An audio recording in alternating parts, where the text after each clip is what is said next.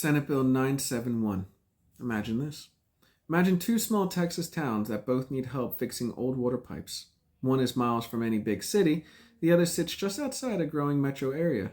There is only so much state help to go around, and the rules decide who gets in line. What the bill says it does? Senate Bill 971 fixes a mistake in state law about what counts as a rural community for state water assistance programs. What it actually does? This means only truly rural communities can qualify for rural water funding, while small towns tied to larger cities lose the ability to access those rural programs. It shifts access to limited water funds away from urban adjacent towns and back towards rural only areas. Who benefits? Rural towns and counties with small tax bases, rural water systems that depend on state loans and grants, state agencies trying to keep rural programs focused on rural needs. Who pays the price?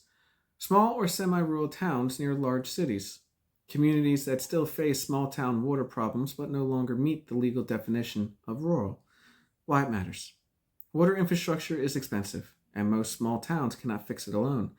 When eligibility rules tighten, some communities fall into a gap where they are not urban enough for city funding and not rural enough for rural programs. When that happens, delays grow, costs rise, and residents end up paying more through local taxes or higher water bills. Questions to ask your lawmakers. How will the state track whether edge of metro towns start falling behind on water infrastructure after this change? What options exist for communities that are no longer rural by definition but still lack urban resources? Would you support periodic reviews to make sure this definition still fits Texas as population patterns change?